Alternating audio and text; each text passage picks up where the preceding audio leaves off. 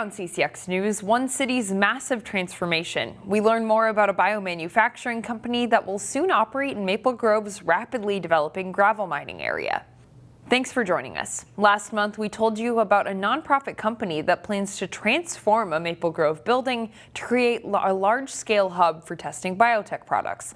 Today, CCX News spoke with Biomade to learn more about the company's plans. The announcement in Maple Grove is really about the lack of infrastructure here in the United States, specifically around piloting infrastructure. Biomade is converting a 122,000 square foot building near Highway 169 and Elm Creek Boulevard into a new facility that will help companies test their products before full-scale production using Minnesota-grown crops. Its goal is to boost biomanufacturing in the United States.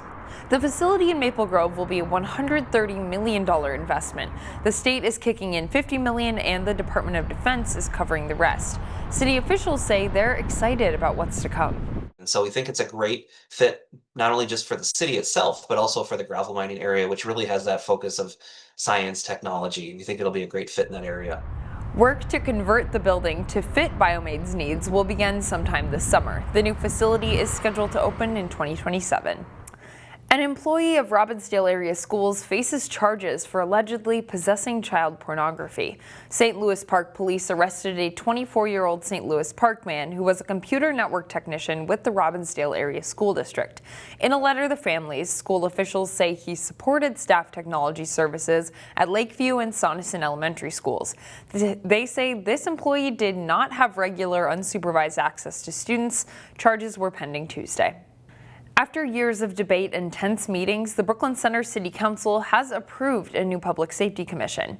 The City Council approved the Community Safety and Violence Prevention Commission this week.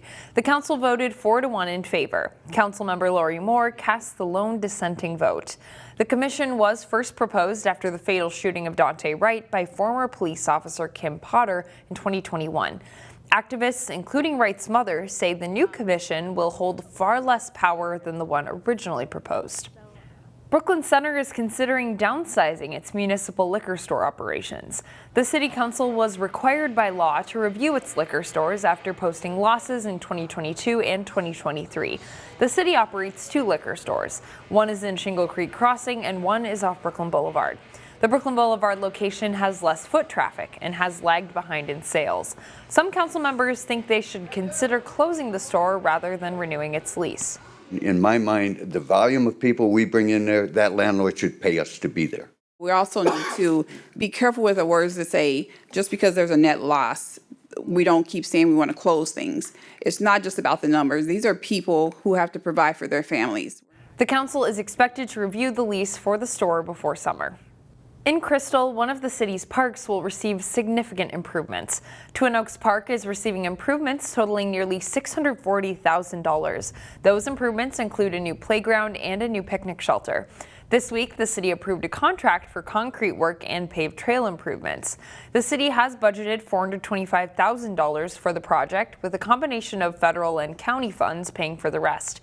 Construction will take place this summer.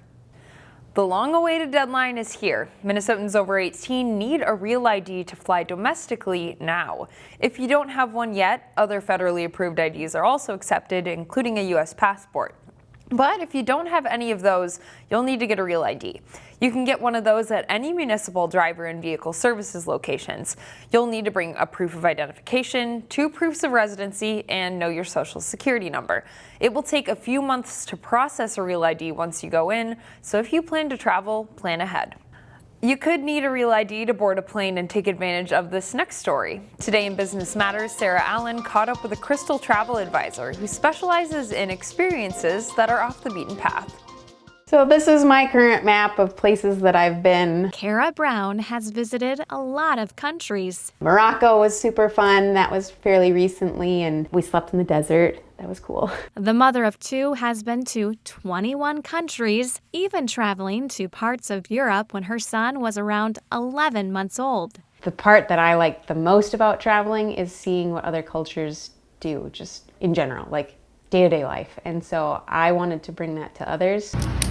Her joy of experiencing new cultures and destinations is what led her to start her own travel business in 2016. So I'm creating custom itineraries for people based on, our conversations about what they want from the trip, what they want to see, what they want to do, what they enjoy, and no one itinerary is like another that I create. Brown offers more than just sightseeing tours. I'm a bit of a different travel agent than most. Instead, she curates unique experiences like learning to cook a traditional meal or seeing people make handiwork passed on by their ancestors in places that are off the beaten path. A lot of South America, done a lot of Southeast Asia, Australia, New Zealand. Brown says now is the time to start planning your summer vacation. It'd be best to start planning now when it's pre-end of school, because you can at least start the plans, get it rolling,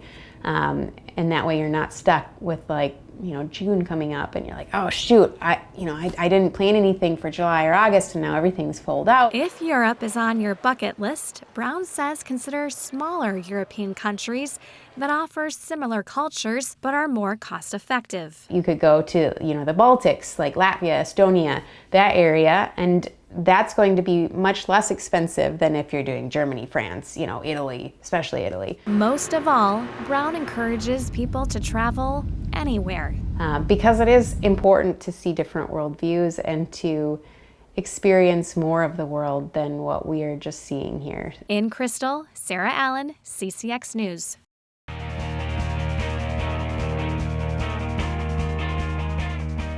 Champlin Park and Maple Grove have been two of the best softball teams in the area in recent years.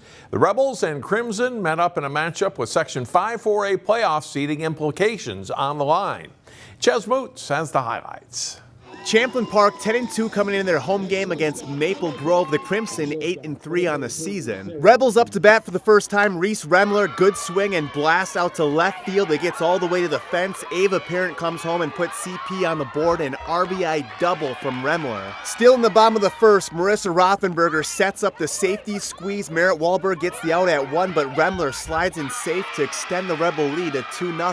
Rothenberger was in the circle for Champlin Park as well in the second. She gets one of her 7 strikeouts of the game to keep the score at 2-0. Maple Grove locked down defensively after that first inning. Ruby Goette, nice diving catch at second. It was still 2-0 in the 5th. Crimson with a runner in scoring position, but Rothenberger gets Lexi Haug to ground out. No runs scored by either team after the Rebels scored in the first. Last chance for the Crimson in the 7th. Ava Eiley, hard hit grounder that gets to the outfield. Maple Grove with some life, but next batter up, Rothenberger gets Sarah Zimmerman to go down looking. Rothenberger pitched a complete game shutout, just 1 hit allowed. The Rebels win their 6th game in a row. In Brooklyn Park, Chaz Moots, CCX Sports.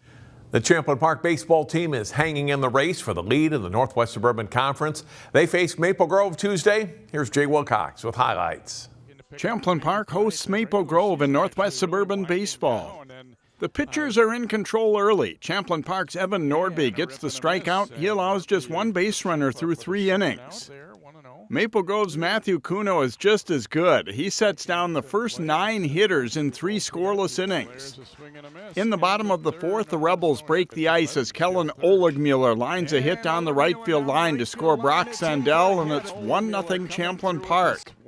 Maple Grove answers immediately as Maddox Van Sluten gets the suicide squeeze bunt down to score Caden Harney, and the game is tied 1-1 in the 5th. Champlin Park's turn. Christian Dull laces one to left center field. Pinch runner Joshua Henshin comes around to score from second base to give the Rebels the lead again at 2-1. And Nordby finishes strong with 1, 2, 3 innings in the 6th and 7th as Champlin Park scores a crisp 2-1 win over Maple Grove. Jay Wilcox, CCX Sports. It was a good start to the week for the Wayzata baseball team. The Trojans hosted Blaine in a top 10 matchup Monday. Chaz Moots has highlights. Wayzata baseball winners of 3 in a row, facing Blaine, who was 10-1 and ranked 6th in 4A. The Bengals have had consistent bats all spring. In the first, Carson Tim chopper up the middle, 2 runs come home, 2-0 lead for Blaine. Trojans got one back in the bottom of the first, but Tim again in the second, base hit, 2 for 2, 3 RBIs early for Tim. Then bottom 4, Kyle Boutwell with a spark, the lefty with a bomb, a solo homer to right field. That got the boys going in the Trojan dugout. 4-3 the score. Later in the fourth, Wayzata still working. Matthew Berkland, good crack to left. Grady Haig slides in. Trojans down just 1 run. Wayzata started to make some plays defensively as well. Jimmy Hansen laying out the throw from his knees. Great play by the senior to end the top of the 5th. 6th inning now, Berkland back up to bat. This is with 2 outs. Berkland delivers deep drive to the wall. Good for a stand-up double. Very next batter, Adam Deselich, 2-1 count, rips one to right. It would go all the way to the fence. Berkland scores the game-time run easy. Trojans back in business. Top 7, Carter Amels had a homer earlier, but here struck out by Haig. Wayzata didn't score in the 7th, but bottom 8 with runners on. It's Deselich coming up clutch again. Hard grounder that gets the outfield. No play made at the plate. Berkland scores. Deselich with the walk-off to close out a big comeback win for Wayzata. In Plymouth, Chaz Moots, CCX Sports. Find more prep sports games and highlights at ccxmedia.org and follow us on social media.